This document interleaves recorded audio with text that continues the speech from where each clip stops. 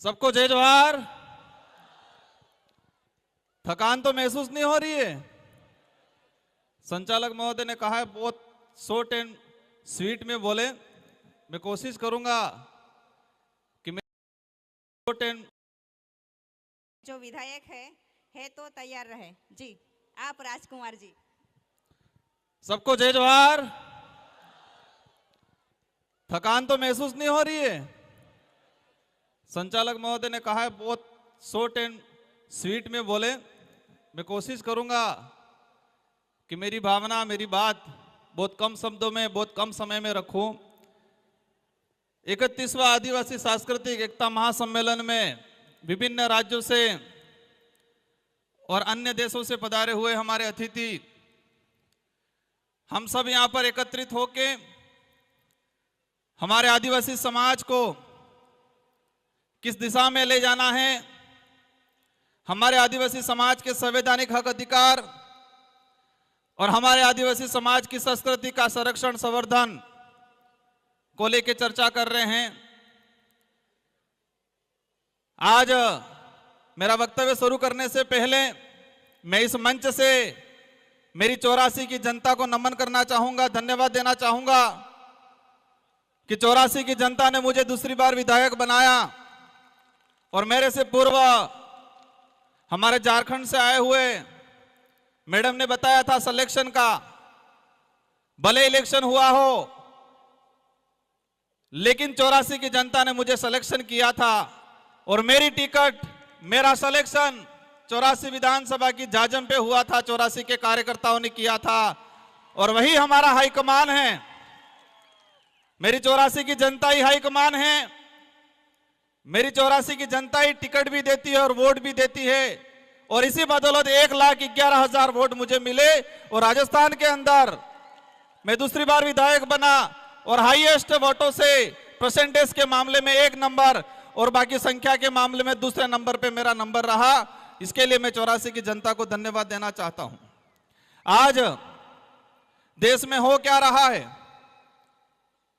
आज देश की जो स्थिति है और देश में विशेषकर बात करें आदिवासी समुदाय की, हम एकत्रित होते हैं, हम बातें करते हैं बारी बारी से, लेकिन ये बातें धरातल पे इंप्लीमेंट कैसे हो पाती है, हम कितना करते हैं वहां तक नहीं जाते हैं। लेकिन मैं मेरे विधानसभा और मेरी विचारधारा, जिस विचारधारा से आता हूं, जिस संगठन से आता हूं, उनको मैं धन्यवाद देना चाहता हूं कि देश के किसी भी कोने में आदिवासी समाज पे कभी भी आपत्ति आई तो डूंगरपुर जिले के अंदर पहली रैली, पहला ज्ञापन होता है।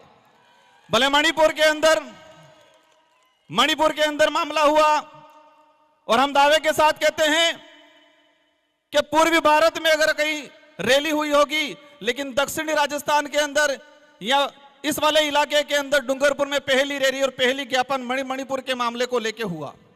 हसदेव वाला मामला हुआ, हसदेव का जो प्रकरण हुआ पिछली बार हुआ तो डूंगरपुर के अंदर सबसे पहले ज्ञापन और रैलियां हुई। किसी भी प्रकार के कोई भी केवड़िया का मामला हुआ, केवड़िया का जैसा मामला हुआ, हमारे संगठन के लोगों ने डूंगरपुर जिले, उदयपुर संभाग के अंदर और विशेषकर हम हर बार पूरे बिल प्रदेश के एरिया के अंदर सभी जो उपखंड कार्यालय हैं वहां पर ज्ञापन देने का काम करते हैं। वो इसलिए होता है हर बार क्योंकि आदिवासी समाज की, हमारे आदिवासी परिवार की एक विजन बुक है और इस विजन बुक के तहत आदिवासी परिवार की सिलेक्शन प्रणाली और सिलेक्शन प्रणाली से हमारा विधायक और हमारा प्रधान चुना जाता है। तो वो विधायक मैं खुद मान लो हम जनता के प्रति जवाबदेही है, न कि हाईकमान के प्रति, क्योंकि जनता ही, हमारी क्षेत्र की जनता हमारा सिलेक्शन करती है तो हम जनता के प्रति जवाबदेही हैं। तो ये व्यवस्था पूरे देश के अंदर आदिवासी जहाँ है वहां पर यह होना चाहिए। आज हम बातें कर रहे हैं कि हमारे पूर्वज ने इतना बलिदान दिया। मैं एक बात बोलना चाहूंगा कि हम कुछ कर पाए नहीं कर पाए, लेकिन इतना काम जरूर करना है कि हमारे पूर्वजों ने जो व्यवस्था बनाई है, हमारे पूर्वजों ने जो लड़ झगड़ के लाखों बलिदान देके ये जो संवैधानिक प्रावधान जो हमको दिए हैं, जो शेड्यूल 5 या शेड्यूल 6 का है, और इन प्रावधानों के तहत हमको आदिवासी होने का प्रमाण पत्र मिलता है और वो प्रमाण पत्र मिलता है तब हम एमएलए एमपी बनते हैं। अगर वो प्रमाण पत्र नहीं मिलता तो हम एमएलए एमपी नहीं बनते।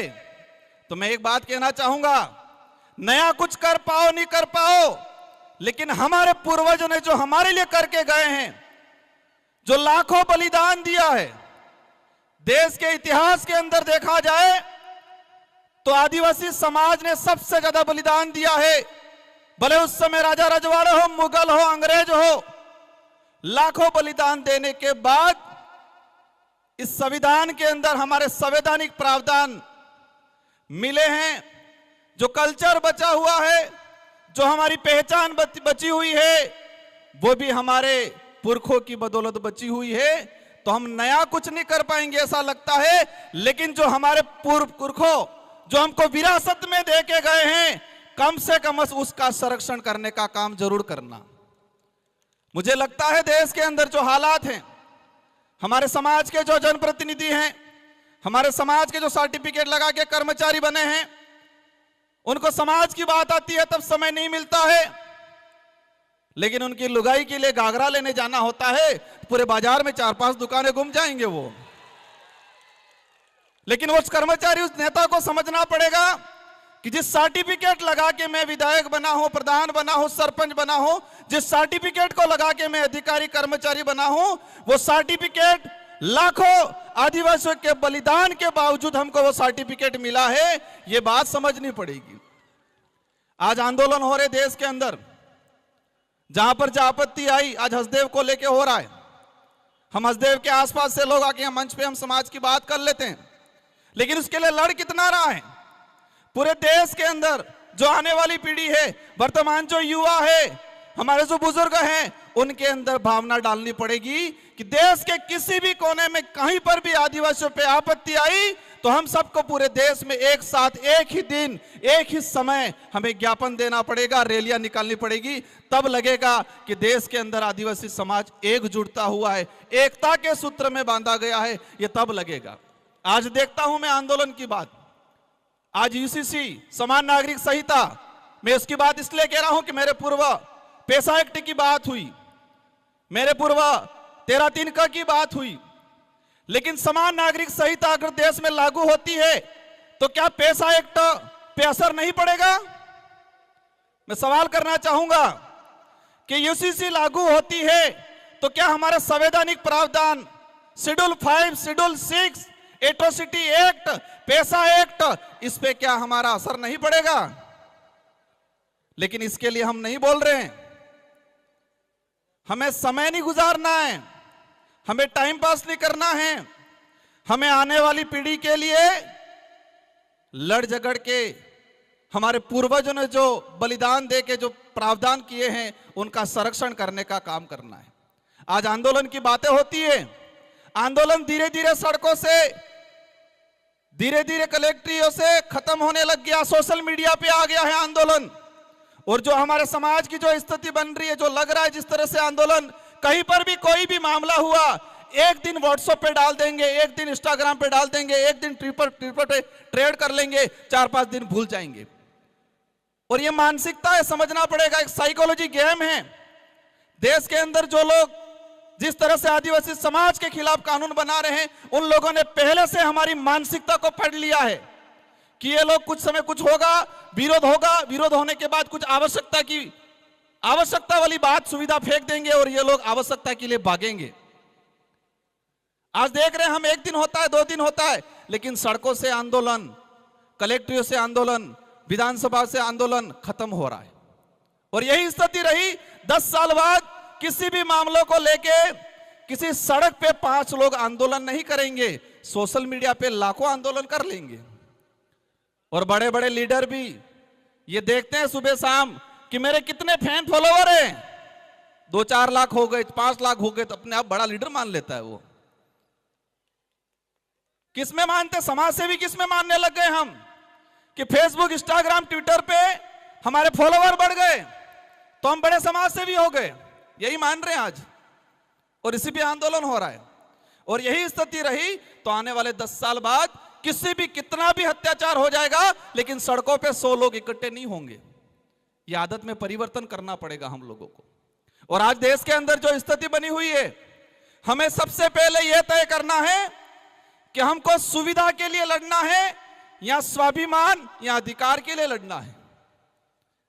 देश के अंदर हम सुविधा के लिए लड़ रहे हैं, आवश्यकता के लिए लड़ रहे हैं, लेकिन अधिकार और स्वाभिमान की लड़ाई नहीं लड़ रहे हैं। और हर मंच पे एक ही बात होती है, अगर स्वाभिमान या अधिकार की बात करेंगे तो आवश्यकता और सुविधा नहीं मिलेगी। और यही हो रहा है, ये माइंड गेम है कि देश के आदिवासियों को आवश्यकता की लड़ाई लड़वाओ, देश के आदिवासियों को उनको जो उपयोग में दैनिक दिनचर्या में आने वाली चीजें या शौचालय बाथरूम की आवश्यकता की लड़ाई लड़ रहे हैं हम लोग, अधिकार की लड़ाई स्वाभिमान की लड़ाई नहीं लड़ते। और कई मंचों पे देखा है मैंने, आवश्यकता की बात करो सब स्वीकार करेंगे, लेकिन अधिकार और स्वाभिमान की बात करते हैं तो वहां पर लगता है ये बात नहीं करनी चाहिए।